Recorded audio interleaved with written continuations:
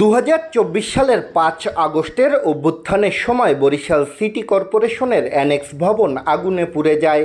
এরপর 2025-26 অর্থবছরের বাজেটে আগের অর্থবছরের সংশোধিত হিসেবে অ্যানেক্স ভবন সহ অন্যান্য ভবনের মেরামত ও সংস্কার বাবদ ব্যয় দেখানো হয় 7,42,00,000 টাকার বেশি।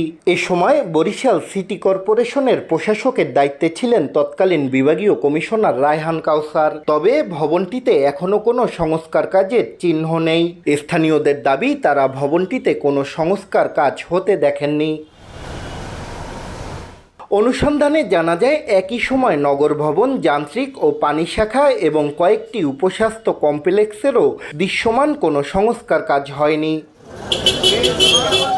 অর্থ খরচের বিষয়ে সিটি কর্পোরেশনের কর্মকর্তারা প্রকাশ্যে কথা বলতে রাজি হননি। প্রধান নির্বাহী কর্মকর্তার দাবি, বুয়েটের প্রতিবেদনে অ্যানেক্স ভবনকে ব্যবহারের অনুপযোগী ঘোষণা করায় সংশ্লিষ্ট মন্ত্রণালয়ের অনুমোদন নিয়ে অর্থ অন্য খাতে ব্যয় করা হয়েছে।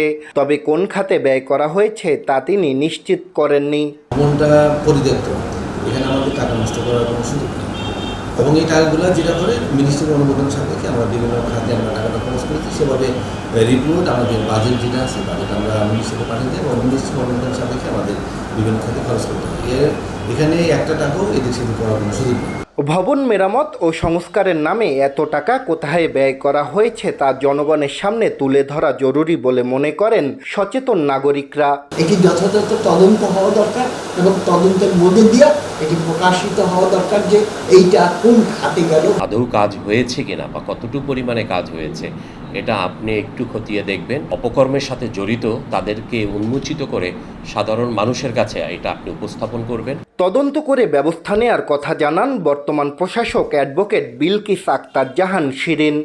অ্যানেক্স ভবন বা আমাদের সিটি ভবন এগুলো কোনো কিছুই সংস্কারের মতো নাই এখন, আর ওখানে সংস্কারে হাত দিলে ওই টাকাটাই নষ্ট। সুতরাং ওগুলো একটা বাজেটের ওনাদের আলোচনায় ছিল, কিন্তু চূড়ান্ত খরচের ক্ষেত্রে কিন্তু সেখানে কোনো টাকা বরাদ্দ করা হয়নি। অবৈধ কিছু দেখলে তার বিরুদ্ধে অবশ্যই কঠিনভাবে সেটা আমরা মোকাবেলা করব। কোটি টাকা ব্যয়ের এই প্রকৃত চিত্র তদন্ত শেষে সামনে আসবে বলে আশা সংশ্লিষ্টদের। শাকিল মাহমুদ, দেশ টিভি, বরিশাল।